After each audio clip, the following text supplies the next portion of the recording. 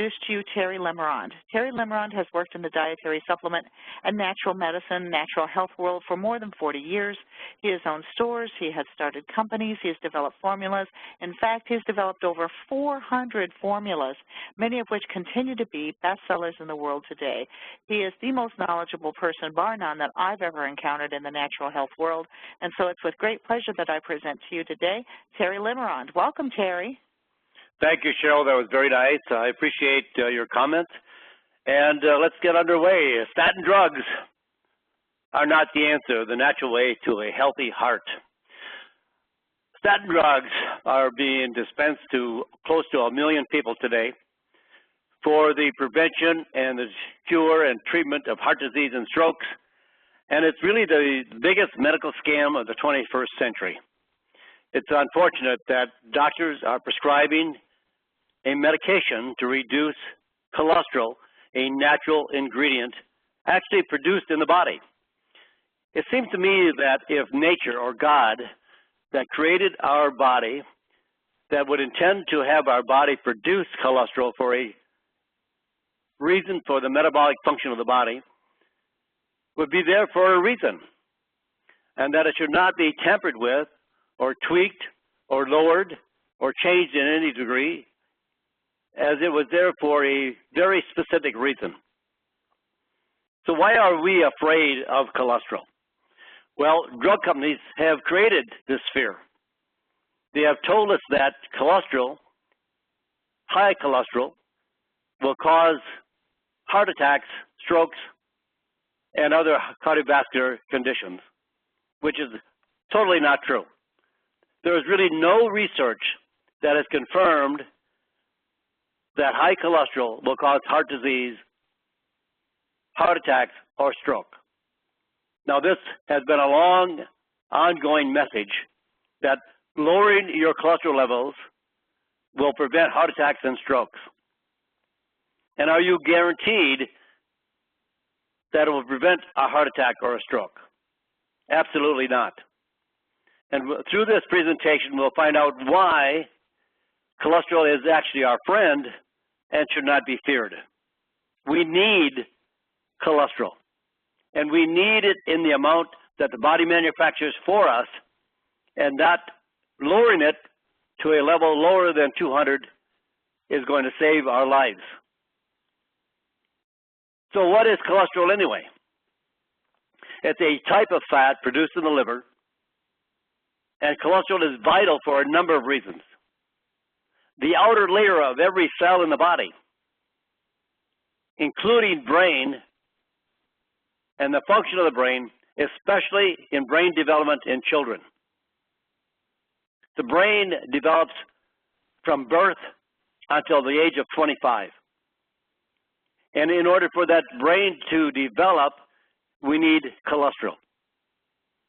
And now, statin drugs are being prescribed not only for males, females, but even children today.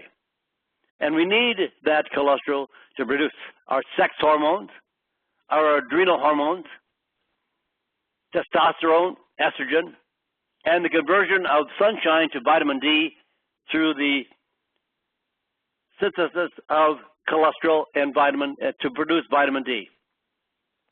For the metabolism of fat-soluble vitamins, and for the insulation of the nerve fibers.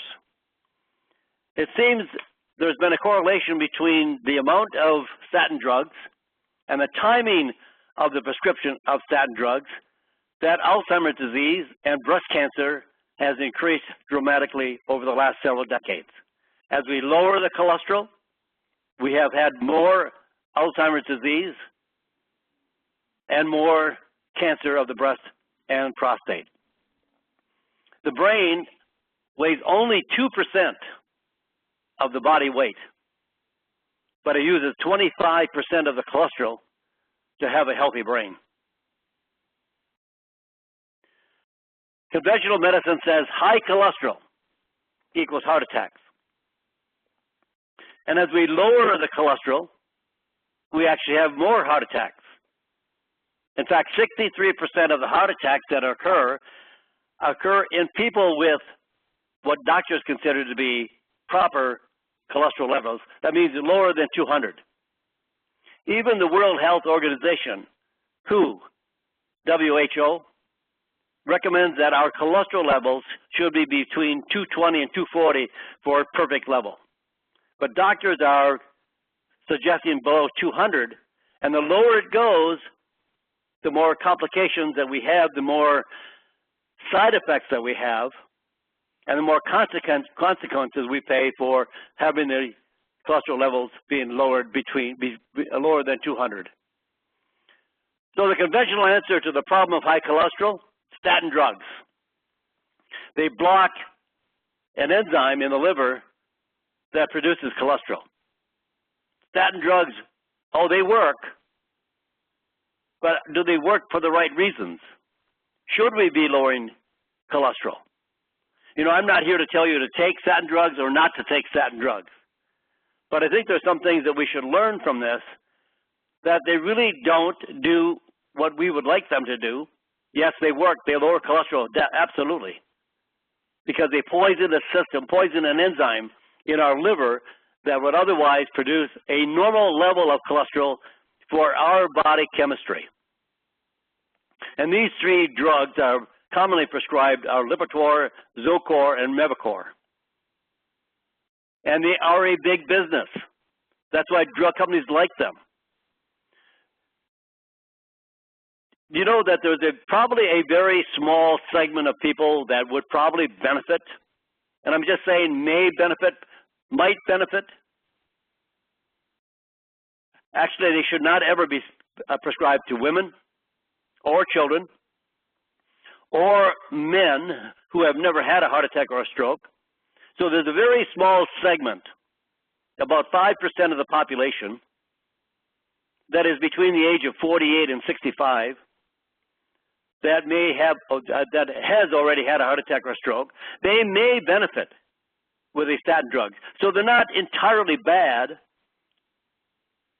but they're entirely bad because they're prescribed to everybody in a means of prevention, and they do not prevent anything. That would be like saying everybody should be on chemotherapy to prevent cancer. That is nonsense. That's insane. And prescribing statin drugs is as insane as suggesting chemotherapeutic drugs being used in prevention of cancer. Statin drugs are huge business, and the drug companies love it. $32 billion a year on statin drugs that really don't do anything, but may help a very small segment of male population, as I said before, between the age of 48 and 60, that have already had a heart attack or stroke. People should not just generally take a statin drug as a means or a measure of prevention. It's not that easy. Lipitor generates more revenue than any other drug on the market. That's why drug companies love it, and they're never going to give it up. They're going to find ways to try to prove that even just 0.1% of the population may benefit. They're going to push that as much as they can. And Lipitor produces over $10 billion, this is just one of them, over $10 billion a year worldwide. But what about this? Is it proven to be effective? As I said before, 63% of all heart attack victims have what doctors believe, and based on their own standards, normal cholesterol levels. More people die early, and more people have heart attacks with lower cholesterol levels. I've found people saying that even the doctor got their levels down to 160 and was proud of it. You can't have the levels go so low that they have no normal basis for working. High cholesterol in itself is not a reason to prescribe statin drugs. For every 100 patients with elevated cholesterol levels who take statin drugs for 5 years, a heart attack will be prevented in 1 or 2 patients out of 100. However, by taking statin drugs, 1 or more patients will develop diabetes, and 20% or more would experience disabling symptoms, including muscle wasting, muscle weakness, fatigue, memory loss, and acute amnesia. We're taking away a vital substance that we need in order to have a proper metabolic function of the body. And all because of the greed and financial interest of the drug companies to push statin drugs onto everyone that they can possibly get a doctor to prescribe it for. What do you really need to know about cholesterol? Well, here's a great opportunity, a great book written by a cardiologist and a nutritionist to let you know that statin drugs is the greatest cholesterol myth. Johnny Bowden and Stephen Sinatra. Cholesterol is a minor player in heart disease. Cholesterol levels are a poor predictor of heart attacks. Half the people with heart disease have normal cholesterol levels.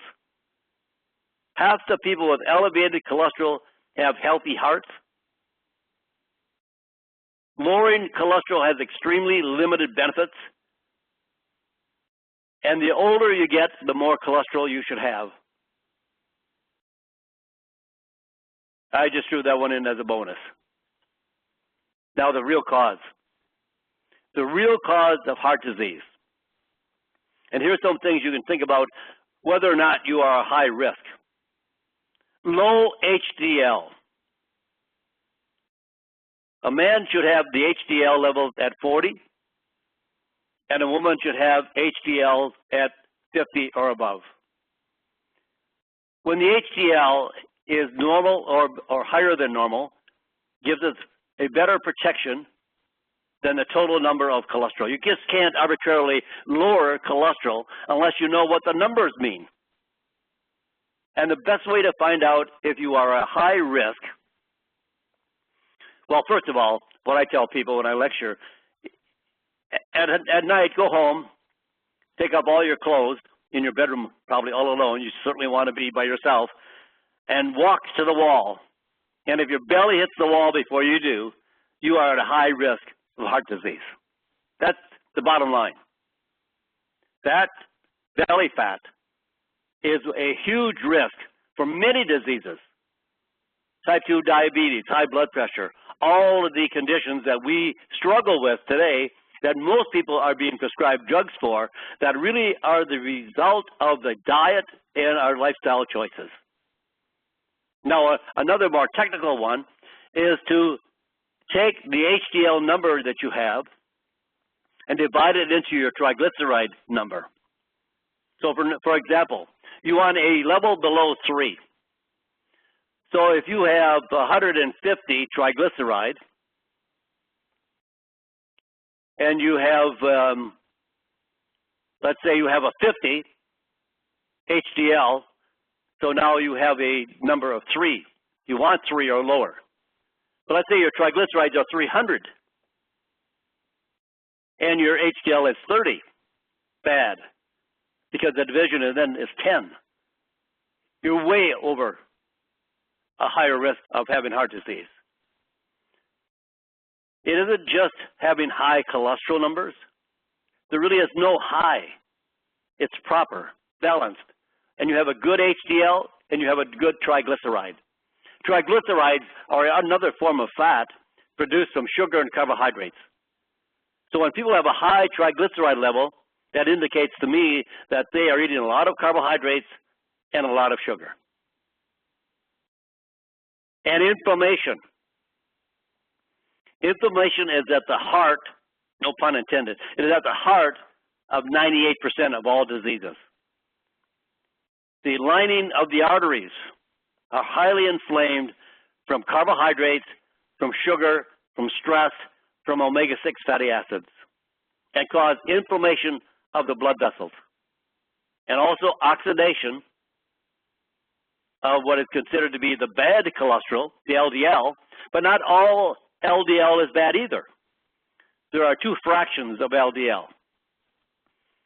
There's fraction A, or pattern A, pattern B. Pattern A is cholesterol like cotton balls. like cotton candy, big and fluffy, no harm intended. The pattern B is a bad cholesterol. It's like BBs, very hard and dense. So they cause more damage. So you may have LDL all in the fluffy or cotton candy type of cholesterol, and it's not bad for you. In fact, LDL fights cancer. LDL fights infection. They'll find AIDS patients that have a high pattern of LDL, and they have less infection than those peers that have the high B. So you got to consider plaque. The plaque in the arteries is the debris that builds up on the inflamed areas of the arteries, and you know what that plaque is? Cholesterol. Cholesterol is a natural fat that can fight inflammation, and it's there by association. It'd be like having a fire in a home, and all the fire department trucks and equipment was around the home, and you would say, well, the fire department started the fire. Why? Because they're there. They're the only ones there at the scene of the fire. So they must have caused it. That's how we look at cholesterol. The doctors look at cholesterol. It's there, so it's the bad thing. It's there because it's helping to repair the inflammation in the lining of the artery. And plaque can block the artery or rupture it, and both can cause a clot to get stuck in the damaged area, which blocks blood flow and causes a heart attack or a stroke.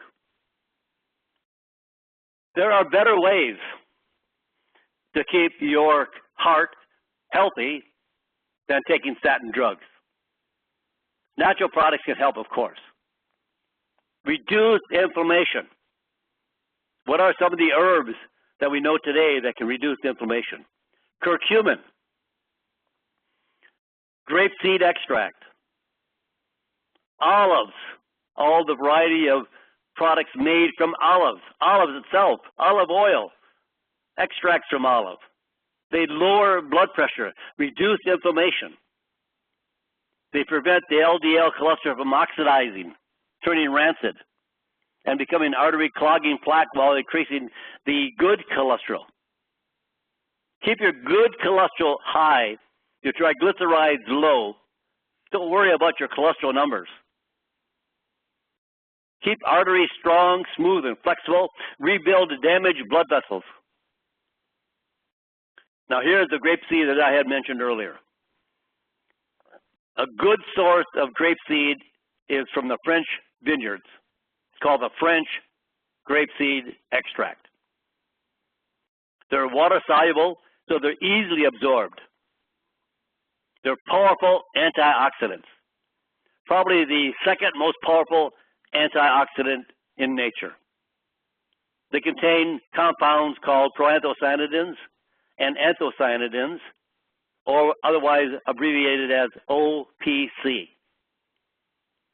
And the clinical research shows that 6% reduction in high blood pressure levels in men with pre-hypertension when taking about 300 milligrams daily, but allow yourself 3 months to get the results.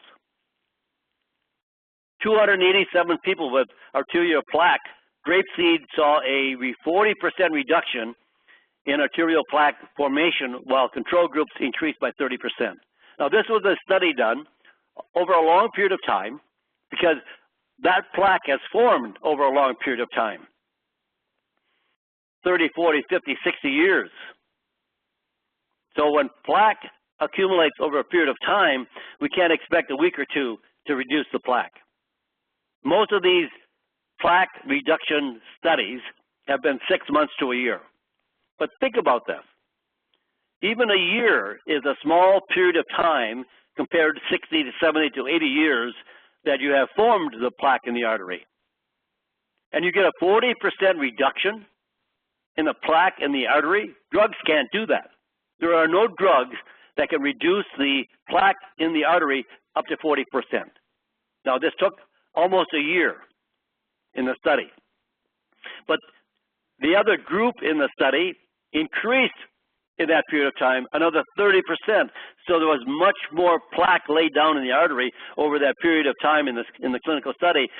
In the group that got results, they reduced 40%. In the group that did get grapeseed extract, they increased the plaque by 30%. Tremendous ratio difference.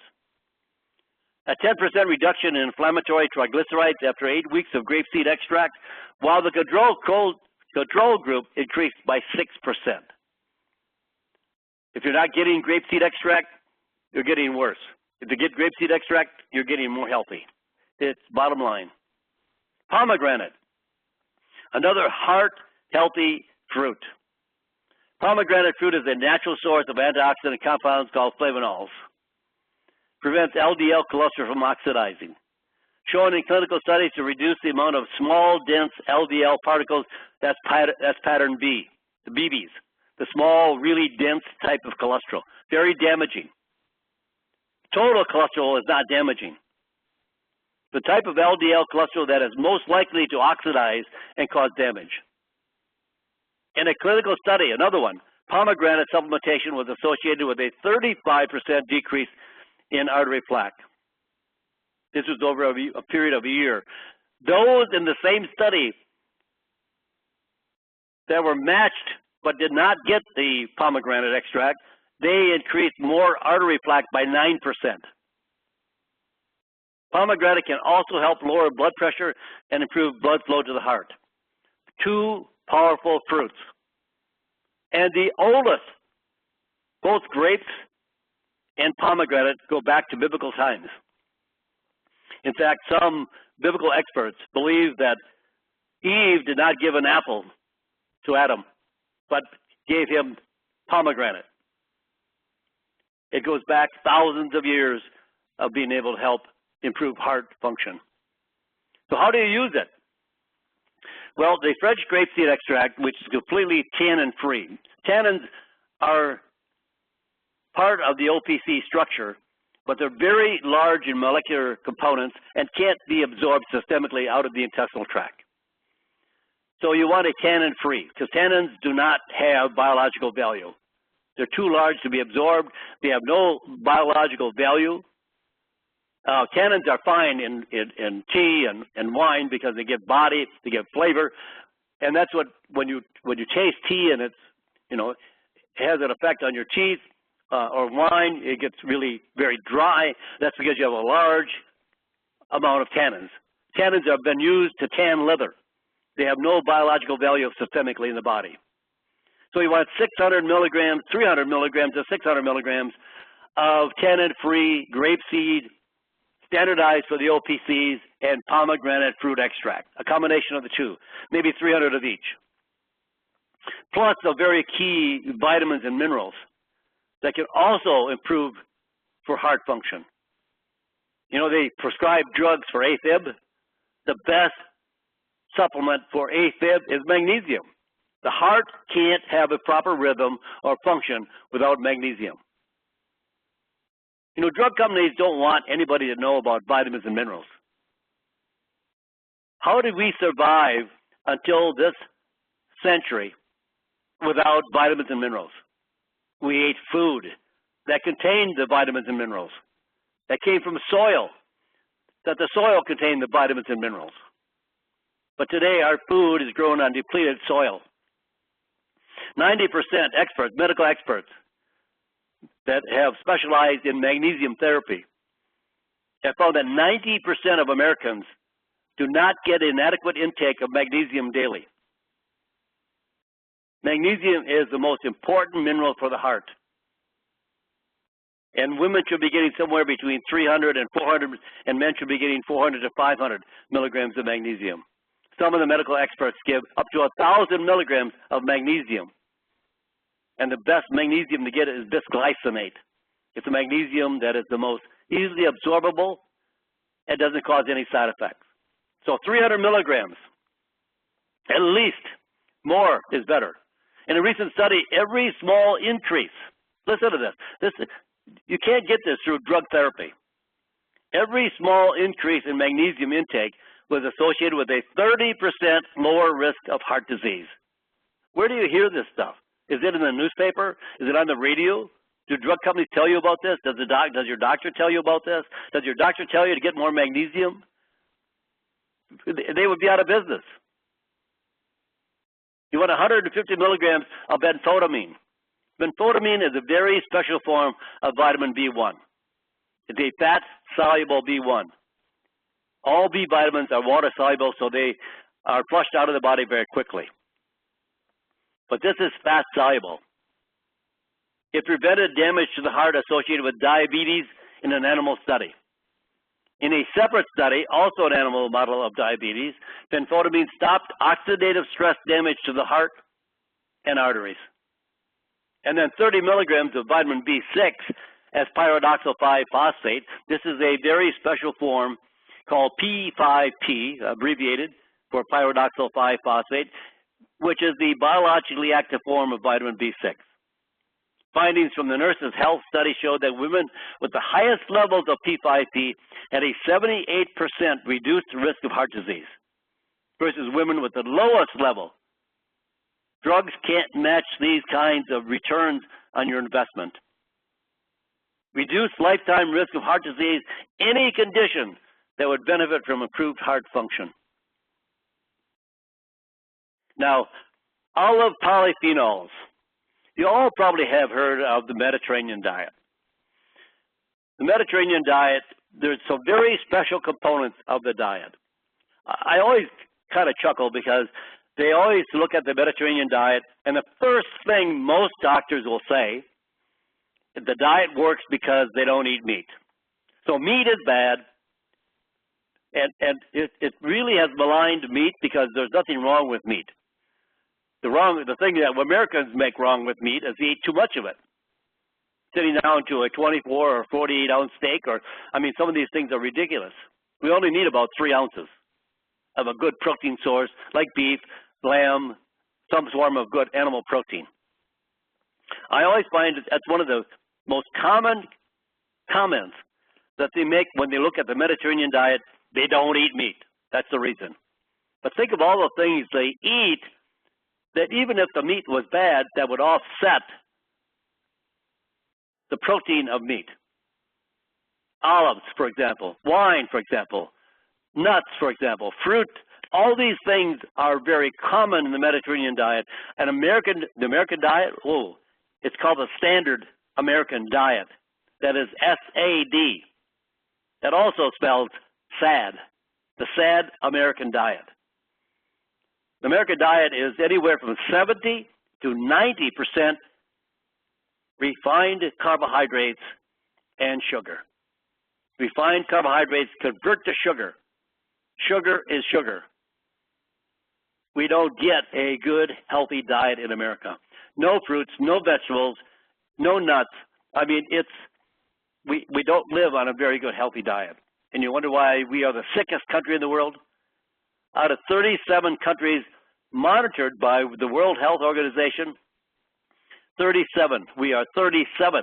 We are the sickest country in the world. Olives, including olive leaf, olive fruit, and olive oil, contain beneficial compounds called polyphenols. You're going to hear more and more about polyphenols in the future. There's about 8,000 polyphenols in all of our foods today. They should be, and we should be eating those kinds of foods that have the polyphenols, the fruits, the nuts, the berries. All these things have very high levels. Olive polyphenols, they're antioxidants, anti-inflammatory, anti-cancer, antimicrobial, antiviral, stops heart disease, prevents heart disease, reduces blood sugar levels, and have liver and brain protective effects. Hundreds of studies on olives for the heart, including over 20% reduction in inflammatory triglycerides in people at risk of heart disease from polyphenols of olive. 11-point reduction in blood pressure, better than a prescription drug. Several good studies have shown that approximately 500 to 1,000 milligrams of an olive leaf extract has outperformed the prescription drugs for lowering blood pressure. Again, but allow 3 months.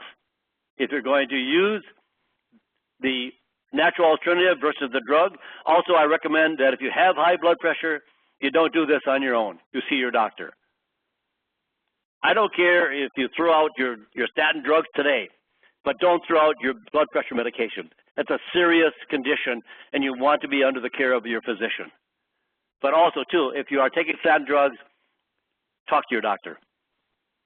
Now, if you want good olive oil, you have to have extra virgin olive oil. That means it's only pressed once, and it's mechanically pressed. It's not no solvents, no chemicals, and it gives you a burning, tingling, stinging, peppery sensation in the back of your throat when you taste olive oil.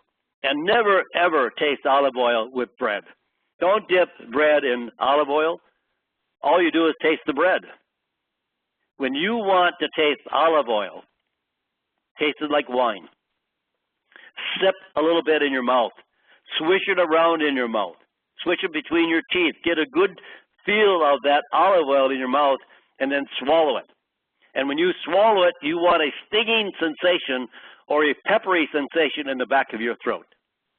Why? Because that is the concentration of polyphenols, and it tells you that it is a very high protective, antioxidant, anti-inflammatory olive oil. If it doesn't have any taste, or if it's a buttery taste, it might be good oil, but it's not what you want for a medicine. And you want about 160 milligrams of polyphenols from olive leaf, fruit, and the oil concentrate. Now, how much olive oil do they use in the Mediterranean countries?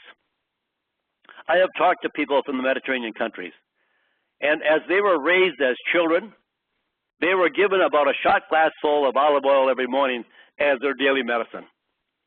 And there have been reports of up to a half cup of olive oil a day per individual. But the best recommendations comes from Dr. Stephen Sinatra, the cardiologist, who wrote the book on the scam on statin drugs, along with Johnny Bowden. He recommends up to 5 tablespoons a day. Now, you can put that on your food. You can put it on your salads or wherever you want. I don't recommend cooking with it. It's a shame to destroy such good olive oil. But even though that you cook something in it, at least it's better than cooking with bad olive oil. But I would suggest maybe a better oil for cooking, like avocado oil or macadamia nut oil, or even coconut oil. They're better for cooking because they can withstand a high temperature without breaking down and causing a high a smoke point. They can stand a high smoke point. So anywhere up to 3 to 5 tablespoons, minimum 3 tablespoons a day. I personally like to take it off the spoon. I do also put it on salads. I also put it in other places. But when I take it off a spoon, I know I'm getting 100% of that olive oil because none of it is left in the dish. You know, you put olive oil on a salad, how much is in that bowl by the time you get done?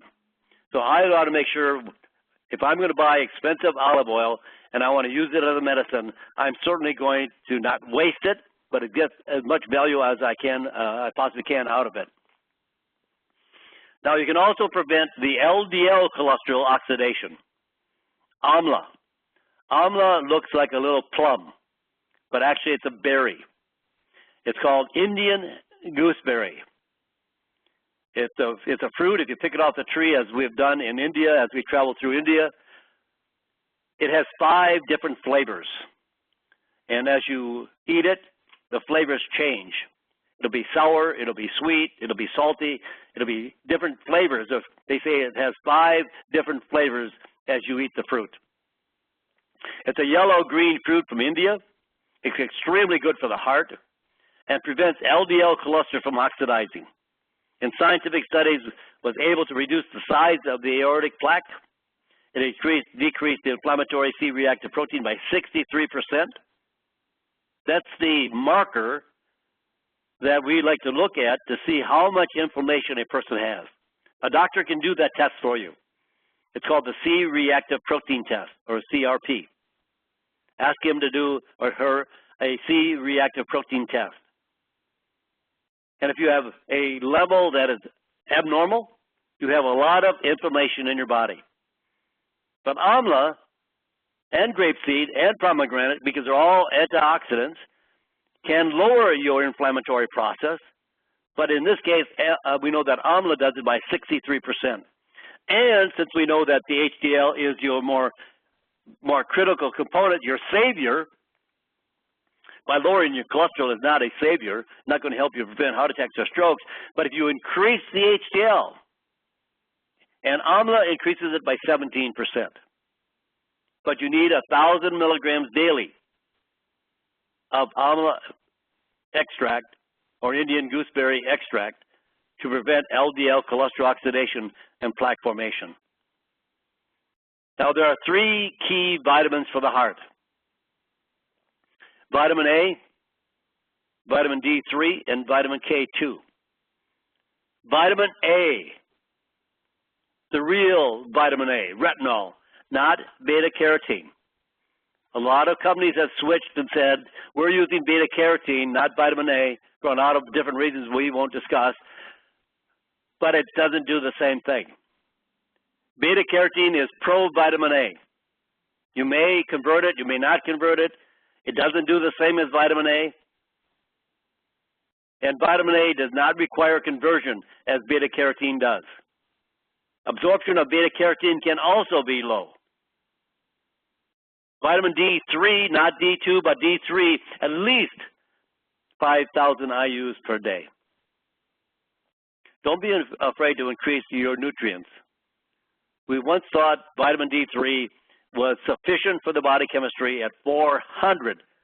In fact, we were cautioned not to exceed 400 IUs because it would cause side effects and could be toxic because it's a fat-soluble vitamin.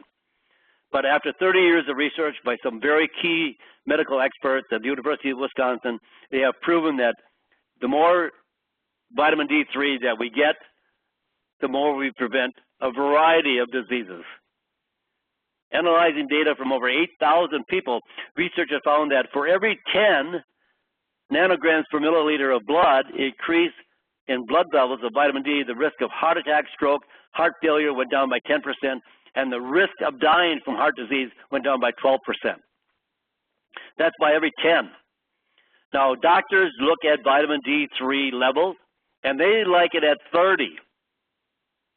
The real experts like it at between 50 and 80. So when it's at 30, you're not even getting into the ballpark yet. You bought a ticket, but you haven't entered the ballpark yet. So you want to get up to around 50 to 80 nanograms per milliliter of blood. Now, K2. K2 is like a traffic cop. It's going to direct the calcium in the body.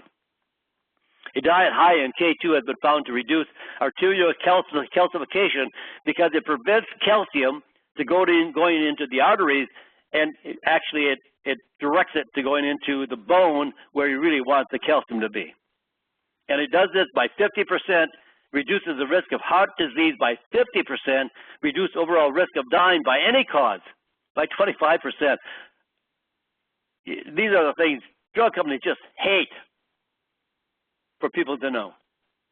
A study on K2 found that for every 10 micrograms of K2 consumed, the risk of heart disease was reduced by 10%. If everybody knew this and everybody started following these kinds of alternative methods, we would not need Obamacare. We would not need drug companies. Oh, I'm not against drugs. I think drugs are very, very important. They are lifesavers in an accident, in an emergency, whatever. They're there to treat a crisis, an emergency. They're not there to treat metabolic conditions of the body. Metabolic conditions of the body are caused by our lifestyle choices, the environment we live in. It could be weather, it could be sleep, it could be the things we don't eat and the things we shouldn't eat, and diet overall. So take daily to prevent plaque formation and hardening of the arteries. Mesoglycan. This is a very interesting component. It's a mixture of glycosaminoglycans, otherwise known as GAGs, G-A-G, the building blocks of joints, intestines, and inside of the blood vessels. It does what drugs cannot do. No drug, I'm going to say it again, no drug rebuilds and restores damaged blood vessels. Cannot do it. There's no drug that has been found to do that. None has been developed. But mesoglycan can. Clinical research shows that over a 20% improvement in circulation and a 44% reduction in arterial stiffness after 3 months of use in people with metabolic syndrome. This is about 50 to 100 milligrams a day.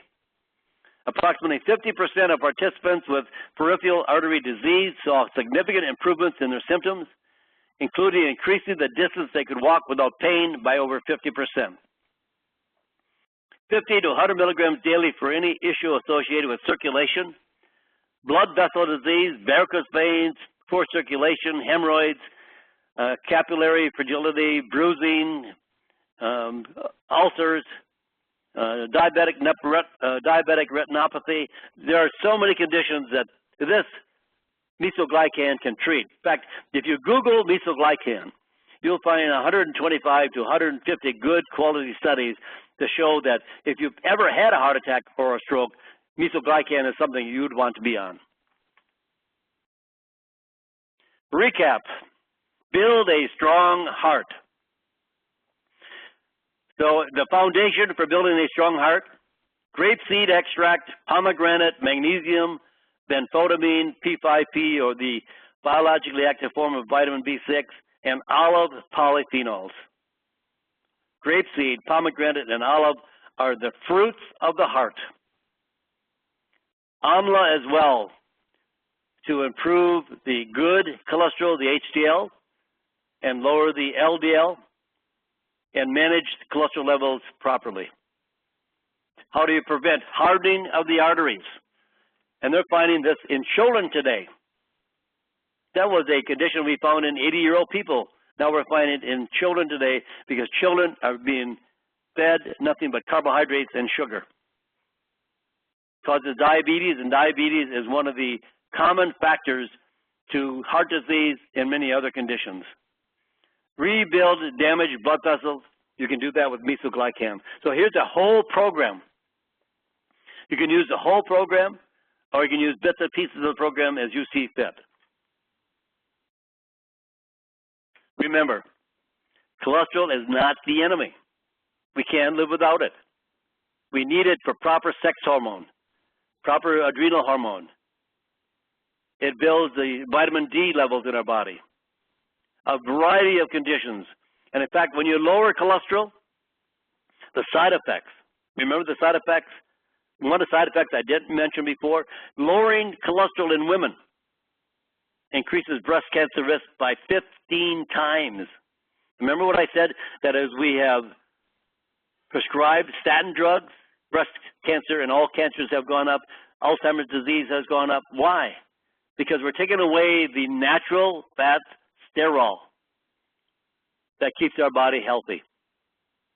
You don't need statin drugs to reduce cholesterol, but you do need components that reduce inflammation, stop LDL cholesterol from oxidizing, and increase your HDL cholesterol levels. That's how you get healthy, and that's why you have that's the way you have a healthy heart. So thank you very much for listening, and I'm sure Cheryl will have some other ideas for questions or something else on the agenda. Thank you so much, Terry. What an amazing amount of information. I want to make sure I can open this up for questions. We have a few already in queue. The first is, this person currently takes curcumin and OPCs and boswellia and P5P. Wait a minute. Well, they're taking a lot. I think they're asking you if you would change anything to make it more focused on heart health. They're currently taking grapeseed, pomegranate, curcumin, boswellia, and P5P with mag. Is there anything you would change or add, Terry, specifically to make that a more healthy protocol? Well, I think that's a good protocol. I don't know if I don't want to change anything. I'd just make sure that I got a sufficient quantity of each one of those that would make a meaningful difference in the body's chemistry. I would also, though, add magnesium for sure. I know you said P5P, but I don't know if that was a P5P with magnesium. It is a P5P with magnesium that they're taking. Yes. Sounds like a good combination. I think you would prevent a lot of unhealthy conditions. All right. Here is another question. They want to know if you can take you were talking about mesoglycan. Is there any issue with taking it with blood thinners? No, mesoglycan is not a blood thinner. It actually repairs the arteries, the lining of the arteries, the endothelium. It brings back the flexibility and the elasticity, reduces the contraction or the hardening of the arteries so that you get a better flexibility. When it's constricted, that's when you get high blood pressure. It doesn't have anything to do with thinning the blood or anything that would interfere with any kind of medication. Here's a question from a person who teaches an herbal course, teaches a natural course, that would love to incorporate some of your information into the course and wants to know, is there a way that they can get the citations? You mentioned a lot of science and a lot of studies. Sure, we'd be very happy to share that. We can. Sure, absolutely. We can. We have your email from registration, so we can send some of that information to you. Awesome. Okay, let's look through and make sure I'm not missing anything. Checking the chat box. All right. Nope. All right. I think we got one more question that came in. Sorry, having just a second here. I'm having a little trouble seeing it.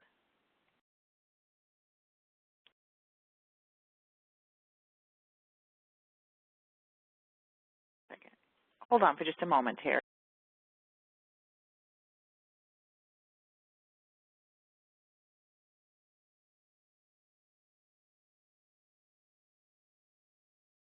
Here's the question that came in. Sorry, I had some trouble getting it to pull up on my screen. They wanted to know if you can get Amla fruit in the United States. Can you just eat Amla or plant Amla in the U.S., Indian gooseberry? I have never seen it sold in America, so I don't know. I've gone through stores that have a lot of organic fruits, and I've never seen it sold. It possibly, maybe. I have never seen it. You might get it in a larger city, but certainly something like it would never be asked for, like in Green Bay, Wisconsin, where I am from, but maybe in some of the larger metropolitan areas like New York or Los Angeles or someplace, maybe. It cannot be grown in the United States, to the best of my knowledge. It needs a very hot climate like India for it to survive and grow. Excellent. Here's a thank you. We found the presentation really useful. All right. Here's a person that wants to know some brand names because they would like to go out and purchase some of these products to use for their own heart health. We do try to keep our information when we do these presentations. We want to talk about the information and the research, and we don't want to be a commercial for specific products. And so we will get some information to you if you would like to have some guidelines, but we're not going to talk about specific branded products today. But thank you for your interest. Here's a person who has a question that's a little bit off of heart health that has a question about multiple myeloma and curcumin. Is curcumin useful for multiple myeloma? Oh, absolutely. I think curcumin is the answer to almost every problem that we have, and some will be more effective than others, but any form of cancer, there's a tremendous amount of research going on at a number of universities around the world on curcumin and the treatment and prevention and a variety of conditions with cancer. I would try to get at least 750 milligrams of curcumin, of a very, very high superabsorption form of curcumin that you can actually absorb, because it's typically very, very poorly absorbed to use just any form of curcumin. But if you get a very high superabsorption form of curcumin, it's very easily absorbed. I shouldn't say easily, but it's much better than conventional curcumin. And I certainly would not use turmeric. You'd have to use 24 or 30 capsules of turmeric in order for it to have some effect. But 750 milligrams twice a day would be very helpful for the individual that has some conditions that they're fighting right now, like various forms of cancer. Mm-hmm. Excellent. Here's a person who volunteered that you can find, you may not find fresh Amla, but you can find Amla preparations as food in India grocery stores, and they especially recommend the Amla pickle, which I've not heard of before. Have you, Terry? No, I have not either. I've only seen it as a plum. If you were to come up with a list of 2 or 3 supplements that everybody on the planet should be taking every day, sort of the foundation that's good for everyone, what would those be? Well, first of all of these natural medicines like grapeseed extract and curcumin and boswellia are very vital for us to use as an alternative to drugs. Many of them outperform drugs if you get the right quality and the right standardization, and you follow the guidelines of the scientific studies around those components. They're natural medicines, but they're not essential. But vitamins and minerals are essential. We cannot live without vitamins and minerals. We can live without grapeseed extract. We can live without curcumin. But they are valuable for many conditions that we can treat with them. But we need vitamins and minerals, and I would take a good quality, not a one a day, because you can't put enough meaningful levels of vitamins and minerals in a one a day. Yes, you can put all the vitamins and minerals in there, and you can list them all on the label, but the quantities of those vitamins and minerals are so minuscule that probably you wouldn't have you'd probably make a good product for a mouse, but that's about it. But you need a good multivitamin and mineral supplement that's designed based on a formulations with 4 tablets a day. You could take a half dose, or you could take the 4 tablets a day. And I would also use a good omega-3 fatty acid from salmon, one that is not a triglyceride-based omega-3 fatty acid, but one that is a phospholipid with the peptides, polypeptides. That would be a combination that would be from the head of the salmon rather than from the body of the salmon. The body of the salmon contains all the contaminants and the toxins. The head of the fish is very pure and clean, so it doesn't have any contaminants. Then I would also use some form of a very powerful antioxidant, anti-inflammatory, and that would be one of my 4 choices: olive leaf, fruit extract, grapeseed extract, curcumin, or pomegranate. They're all very, very powerful antioxidants and anti-inflammatory. And overall, I would choose either the grapeseed or the curcumin, or a combination of the 2. In fact, that'd even be better. If you could find the combination of curcumin and grapeseed, would be the ideal choice. Excellent. Well, it looks like we've gotten through all of our questions. We had some more compliments come our way, so thank you, everybody, for your kind words. And thank you again, Terry, for talking to us today about cholesterol and health and all of the myths that are out there, and the myth that statin drugs are actually effective at preventing heart attacks. Much appreciated. So I want to also mention, folks, before we go, that we have another presentation coming up Thursday, May 4th. At 6 p.m., that's going to be presented by Dr. Adrian Lopresti, the Integrative Treatment for Depression and Anxiety. On May 18th, KP Khalsa is going to present an Ayurvedic approach to autoimmune diseases. And so we have a lot of really interesting information in natural health coming up. If you would like to listen to this presentation again, or if you have friends or family that you think this would be the most beneficial for, feel free to send them to either the website, terrytalksnutrition.com. You can listen to past recordings there, or you can also come to YouTube if that's easier. There is a Terry Talks Nutrition, all one word, Terry Talks Nutrition, no spaces, channel at which you can revisit these webinars and listen to them at your leisure. You can also come to terrytalksnutrition.com to sign up for a free weekly newsletter. We are very, very careful with your emails. We never sell them or share them. You will get an email once a week that gives you the latest in natural health and inspirational thoughts. You can also follow Terry on Twitter at twitter.com/Terry Lemerond. And you can also find us on Facebook at facebook.com/Terry Talks Nutrition. So thank you, everybody, for taking time out of your busy day to learn more about the true cause of heart disease and why cholesterol drugs called statins are not the answer. We appreciate it, and until we meet again, good health to you. Bye-bye.